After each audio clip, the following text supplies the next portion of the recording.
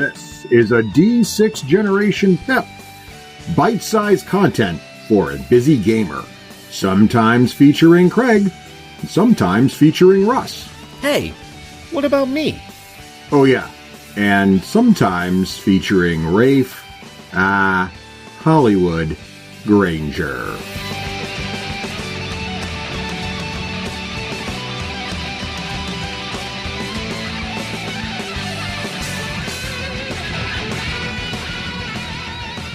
All right, hey everyone, we are live at Captain Con with the unfathomable Seppi Yoon. Hey Seppi, how you doing today? Oh, hey, how's it going there, Russ?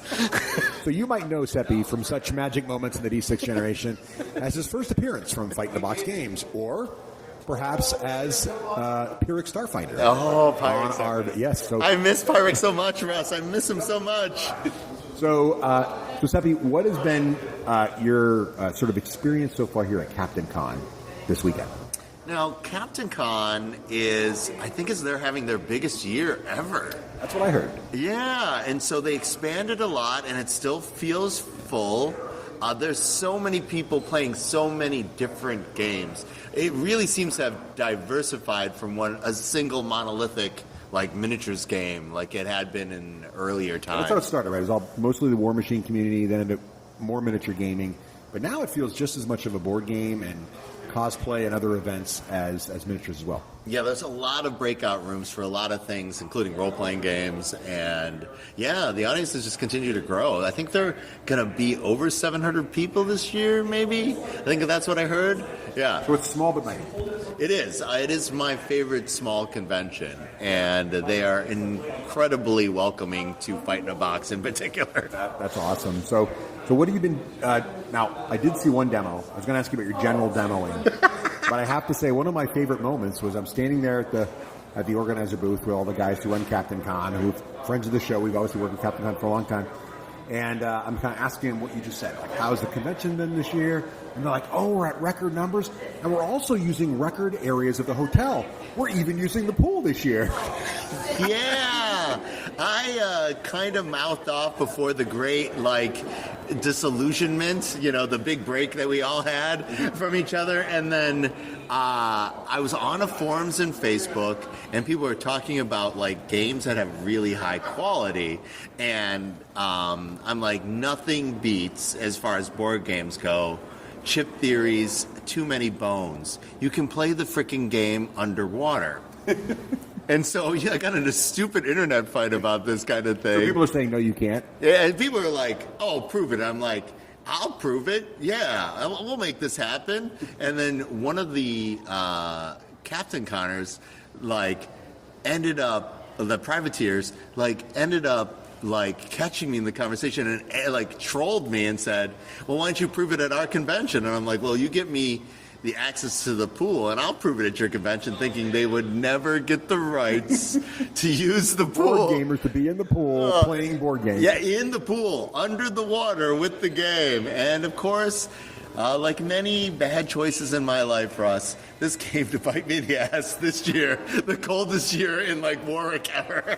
It is really cold. So for those who don't know, right now we're in a record cold snap, the coldest temperature on record in Mount Washington just was recorded negative 108 or something ridiculous. And even locally here, it's been negative 11. And here you are planning to go in the pool in a bathing suit from the 30s or the 20s. What's happening there? Yeah. So since I mouthed off on the internet, I thought I should just double down on stupid and just let the fight fans pick what I was going to wear for this demo. Because, once I said I was going to do it, and they fulfilled their part, we're going to get the pool, and they did. I'm like, I guess I got to do this demo now. It's not even my company. It's just another buddy of mine's company. And I'm like, okay, I'm going to do this Too Many Bones. And I'm like, okay, now that I got to do this, Fight fans on Facebook, what should I wear? And they had a lot of opinions, Russ. So did you do this by democracy? So whatever the vote was. Yeah. So this is like Bodie McBoatface territory here. Mm-hmm. I believe in the power of terrible democracy. If you've ever played End of the Line, you realize that terrible democracy is sort of my shtick. And so, basically the top three were old-timey Depression era swim trunks plus hat, and then Borat, and then unspeakably strippery, glittery kind of stuff. I kind of feel like Borat could have been good. I cannot give myself a wedgie that high. I'm too old, Russ. Well, there are pictures of you in the old-timey bathing suit. It's what you want, with the full, like, yes, long, short, striped, full-on upper piece, and then you had the straw sort of, I don't know, it's not a top hat. What kind of hat is that? It is, it's not... a dapper hat, like, maybe like, you know... Like, it's called a boater. A boater, yes. Kind of like a quartet. Yeah. Kind of hats they wear. Yes, absolutely. Like if we were in a barbershop quartet. Yeah, quartet. That's exactly the kind of hat it was. And I kept on wanting to run at every camera that I saw and just go, it's... like Monty Python. That's awesome. So, and I had to see this. So I went down to the pool thinking, well, first, because you told me, so I'm we're coordinating before coming, and I know you're going to be here. So I'm like, let's hang out, let's play a demo together.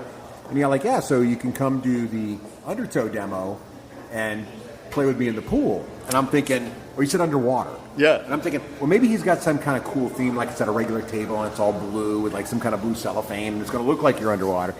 And then he's like, no, meet me at the pool. Like, literally, I couldn't believe this. And there you guys are. You got like a corkboard there floating. Yeah. And for those who don't know, chip theory games, and I've talked about Cloudspire on our show before. That's one of my favorite chip theory games. But because everything's basically neoprene and poker chips, and maybe a little bit of plastic, and then dice, it is 100% waterproof. Yeah, even the cards. Because they're linen. They're like the nice linen. Yeah, the laminated completely. They cannot take on water at all. They're super slick. They fly right off of each other and so forth and whatnot. But they are completely waterproof. And we proved that today. It was awesome. So it was amazing. And you guys actually played a few rounds on there. It actually worked. It was we got through a few days. We killed one bad guy. Yeah, it was great. Awesome. So obviously you're here showing and demoing Fight in the Box games. Oh yeah, but before, sorry. The big shout out has to go to Danny Standring, who joined me in the pool. Danny is fantastic. If folks aren't new media people, Danny is loved by TikTok. And what's her handle on TikTok and Twitter? Danny Standring. Yep. So it's Standring. Yeah. Danny _Standring. Yeah, absolutely. Nice. I would check her out. She's fantastic. All kinds of great board gaming coverage, cool meme ideas. It's just fun to watch. And just always on board with whatever stupid I want to make happen. Yeah, she was a good sport. She was there in the bathing suit with you, helping you play the game. It was amazing. Yeah, she ran the demo. Yeah, she brought the cork board. So the game itself floats, but the dice would fall to the bottom. So we brought this cork board so that the dice could go through the neoprene and then rest on the cork board so they wouldn't go straight to the bottom. That's awesome. That's fantastic. I can't believe how well that worked. And I was watching the whole thing, and there's people there taking pictures, and you guys are rolling the dice around the cork board, and it totally worked. It was insane. Yeah, it was a surprise. More people showed up than I thought. I thought it was just going to be me, you, and Danny, Russ. Well, I kind of want to start like an ice bucket challenge sort of thing. Like we should see more people playing board games in a pool. Oh, yeah. I think it's the thing, like, I would like to know what the next pool-friendly board game is, and please let somebody, because I would make Danny do that again. Yeah, I think that was pretty funny. So, all right, so Fight in the Box is working on a new game, because you're always working on a new game. Yep. So, and I think I saw this at Gen Con briefly, or you were close. Yeah. And now you're getting much closer. Yeah. So what's your latest project? What's going on right now? So, the next big box game for us is Conquest Princess, where fashion, where fashion is power. Live from the pool. We have D6G listeners walking by yelling live from the pool, so they know what's up. Absolutely. So, it is a co-op bag builder. I know you're not the biggest fan of co-ops because of the alpha gamers, but this game is way out there. I think Nicole and the girls will play this with you. This game is fantastic. Well, I do like silly fun games. And so is this like silly fun, or is it serious silly fun, or like where's your line? Because on the theme alone counts like silly fun. It does. Knowing you, there's probably some sneakiness. The theme might seem light speed, but the difficulty is dark matter. Ooh, okay. Well, I hate it. No, absolutely. It is. It can be mind-meltingly hard. Really? But now I really want to play it. No, it is. Yeah, it's really good. So it is a co-op bag builder. So think of the bag builders that you played. Have you played Quacks? Have you played Clank? Clark. Yeah, absolutely. So, but instead of rolling dice to hit in Console Princess, you instead share the bag. Yeah. So when you pull to shoot, right, because it's co-op, so you're all kind of building good the bag together. Yeah. Right. So if Russ misses, that means there's less miss in the bag for me when it comes to my turn. So I take the hit, but I can help you out. Right. It's not so much that Russ is bad, but making me look good. Okay. Because the game is about Which is space what we do magic. here. Yeah, absolutely. So we had the first tutorial mission to be played because we're finalizing that. And then we also have a mission 1-2. The tutorial mission is called the Captain Ashi Marooned. I see what you did there. Yes, you got to rescue Captain Ashi from the planet. Is that from someplace else, Russ? Should I know? It's from a non-IP infringing reference. No, absolutely. That seems like a thing. But the Captain Ashi is stuck on the planet, and you must rescue him. Yeah. Because the agents in Conquest Princess is named after the giant robot. And it is the most powerful weapon for justice. Voltron situation? Yeah, it is. Absolutely. It's a Voltron situation. Sorry, non-IP infringing kaiju robot. Yeah, giant robot. And in this situation, you are the agents of the Tiara, the Temporal Intergalactic Armed Response Now Agency. I'm getting like Voltron, Sailor Moon mashup situation. And knowing you, that's exactly what you're going. This is exactly what is going on. And so what ends up happening is there's all these classic space problems. So there are invaders from space. You have those. Right. There is a mechapede that shoots goo, not mushrooms, but goo. Of course we have those. Yeah,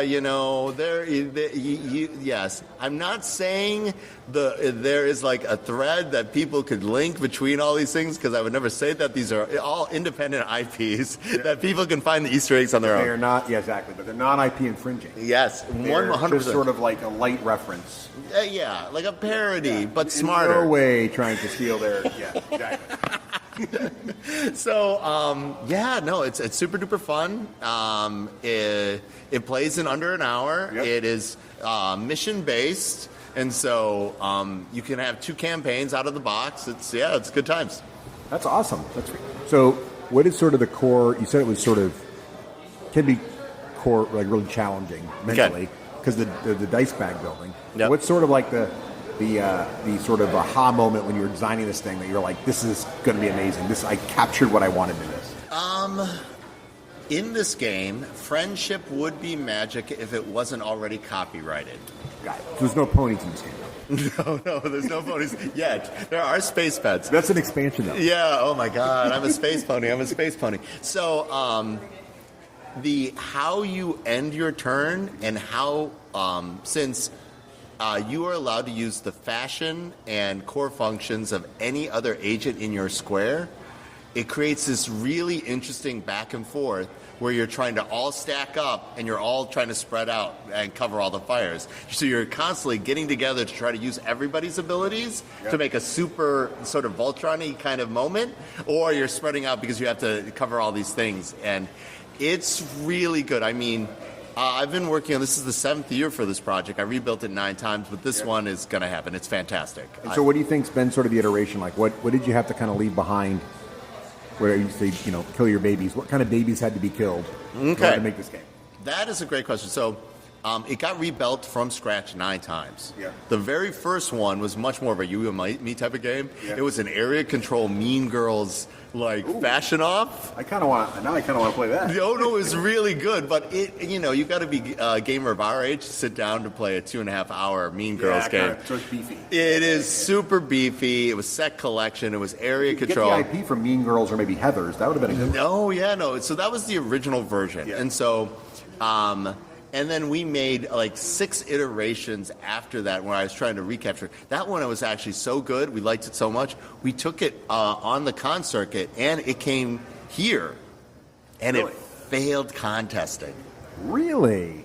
Yeah, it was highly polarizing, which is not too bad for us. But even on our own audience, people who love our games, They're like, nope.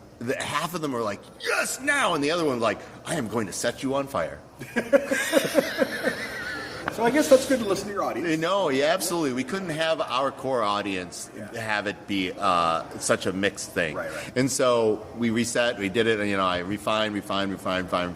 And then we restarted with this idea that we are going to fashion the core in a collaborative sort of way. Yeah, it added a modularity to it that allowed us to interchange. Yeah, and so we like infinite deep content. We love world building. It will have a companion RPG. By the way, the Mouse Cheese Cat Cucumber RPG comes out this month. Fantastic. Oh, yeah, right. Yeah, and so that's awesome. And so Princess has a fantastic world associated. We are going to do a prequel comic book. 32 pages. It's already been illustrated. It's in inking right now. Wow.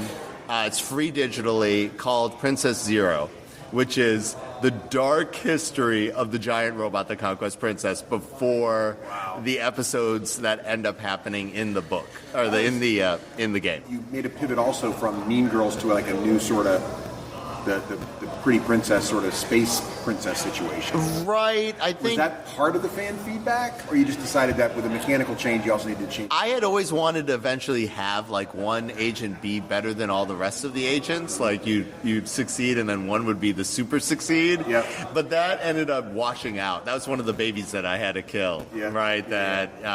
And so because that created a more interesting final moments of the game when you were all working together, stacking up. Nice. Yeah. So what other projects do you have in the fire? So when is that coming? When's Conquest Princess coming out? We're going to crowdfund most likely in May.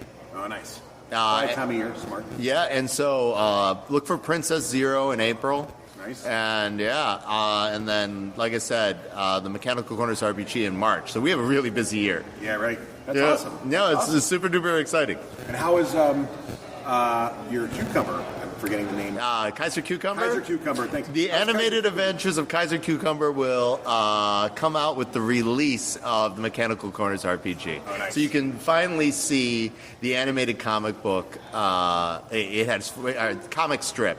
Not comic book. Comic book is Princess. Comic strip is Kaiser Cucumber. Nice. And that has 13 episodes. That's awesome. And it's about like 1 to 3 minutes each. So, but at the end of the day, that stacks up. Right. Like you That's do a lot of content. Like that's 30 minutes of Kaiser Cucumber doing stuff. You kind of learn from going through this process of trying to create animated shorts. Kaiser Cucumber is cursed. The more unhappy you are with your life, the better the Kaiser Cucumber content.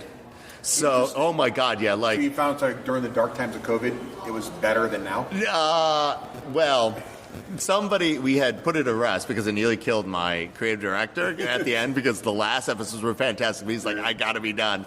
And then we gave it to our buddy of ours to do the animation for it, and he revisited all this suffering. Nice. Oh my goodness. Yeah. That's awesome. Yep. So Kaiser Cucumbers coming out soon. Conquest Princess coming out this spring. Yep, mate. Yep. What do you got on? Is it too early to talk about fall?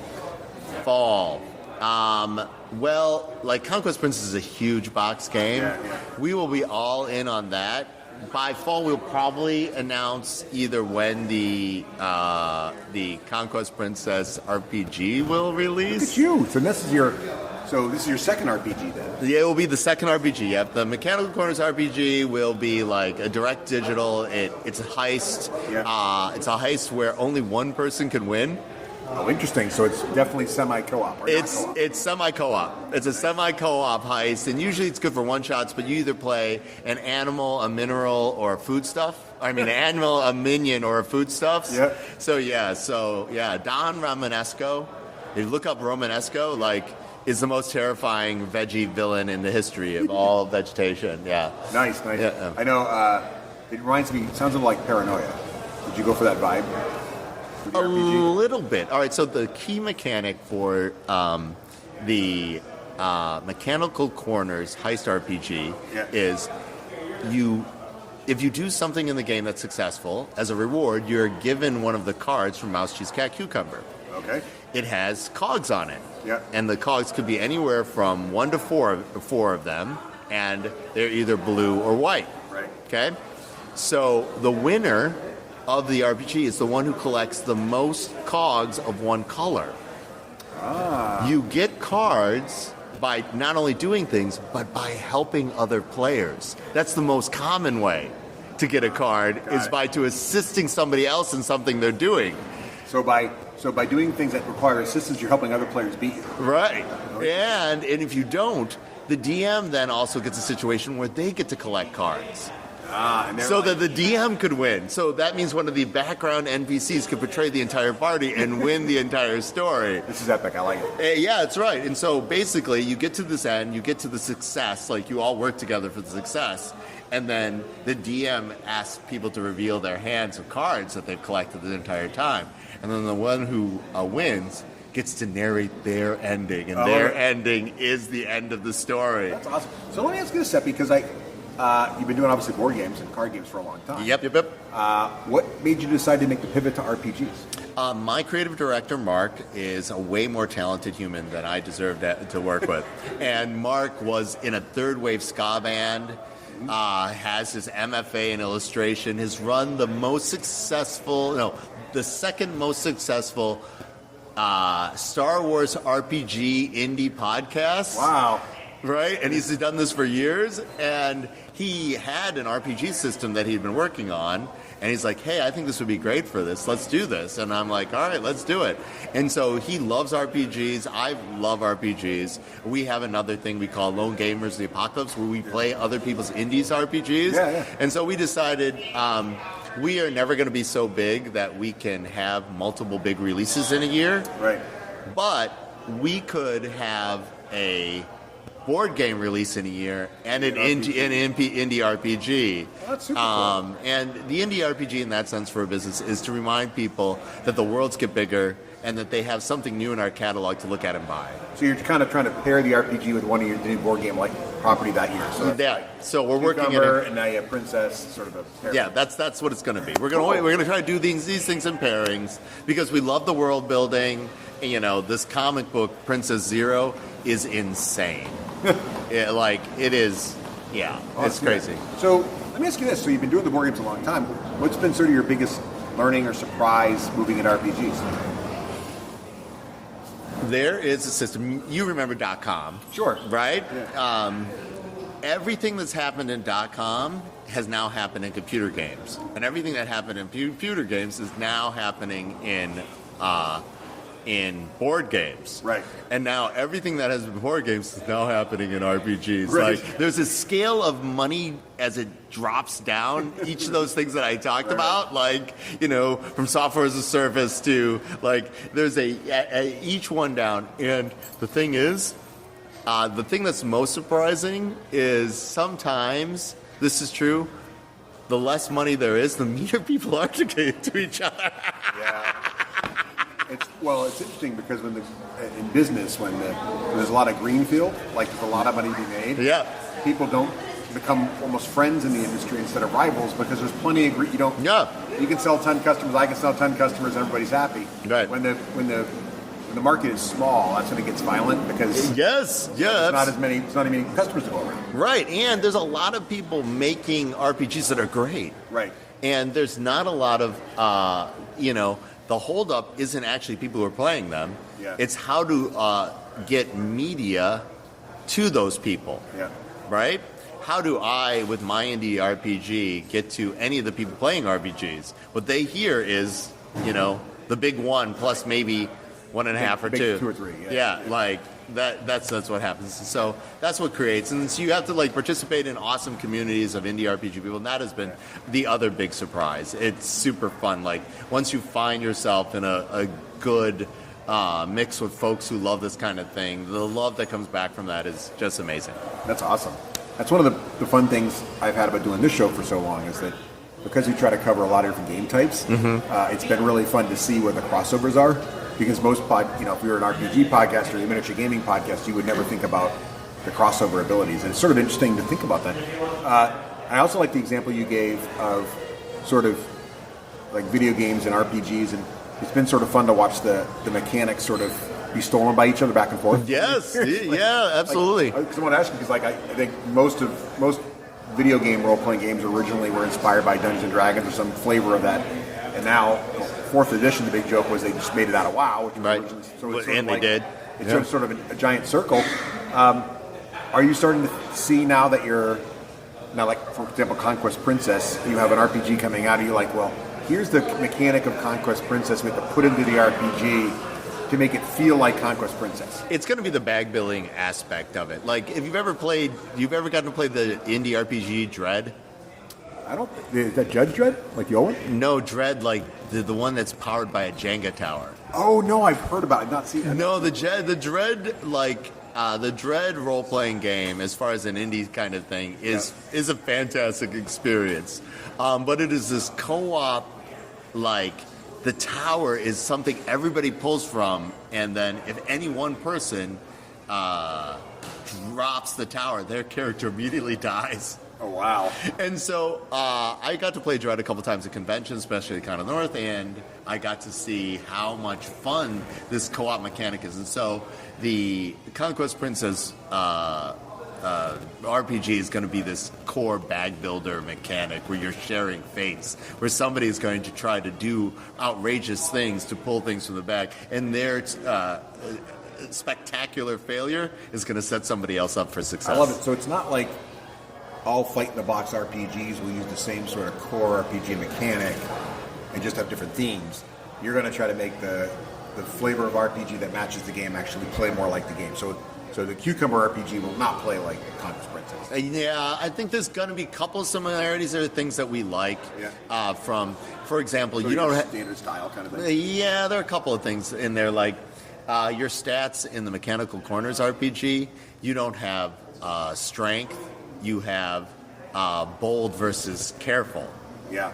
And so it's about the manner that you do things rather than your physical makeup. I think we will carry those stats over, and I think that's going to be in. But then we're going to take away the dice, and we're going to add this bag, and that's going to change everything. It has to. That's awesome. That's cool. So, Seppi, what else are you going to be doing this year? That sounds like a lot. It is insane. And how many cons are you guys going to now? Are you doing all of them again? Like, are you getting a reasonable number? Like, how do you even survive it? Life outside of gaming? It's very hard. It's very hard. This is my entire life. Like, seeing you has been like my friendship highlight of like forever. Like, I don't know. I like live my job, and we really want this project to succeed. We believe that there's still a place for crowdfunding for indie games to make a meaningful difference, as long as they keep their promises to their fans. Right. And you can make insane things. And Conquest Princess has some, like, if you want to see how wild it can get, please come and join us, and you will not be unhappy. Well, I can't wait to try this out. And I got to let you go so you can get back to all your activities. But so where should people go to check out Fight in the Box and keep an eye on the next big date from you guys? You should go to fightinbox.com and sign up under the Corgi butt. For the Corgi butt. Look for the Corgi with the butt. Yeah, the Corgi butt. And in the newsletter, you can go to Conquest Princess, the Corgi butt, sign up there. Wait, are there Corgis in Conquest Princess? There are space Corgis.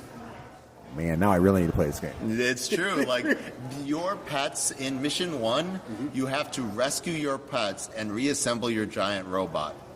That is the standard mission. If you never play this tonight, I gotta go play this. You should play this game. It's fantastic. All right, awesome. So, fightinthebox.com. Yep. Go to the Corgi butt, sign up. Yep, absolutely. And you'll get to see, and then I'll tell you about the free comic book and all the other stuff that's going on. And we have a lot of other media that we do. We help board game tips, we play indie RPGs. We do a lot of stuff. We talk to a lot of industry people in the week, and we share all that content on the regular. Awesome. Well, Seppi, thank you so much for taking time out of your Captain Con to join me on the show here. We really appreciate it, and have a great rest of your weekend here in blustery, cold New England. Oh, yeah. At least we got to get out of the pool. At least you're from Minnesota, so this is probably like normal for you, right? Snow, cold. Yeah, this is about the same temperature I left home with. Yeah.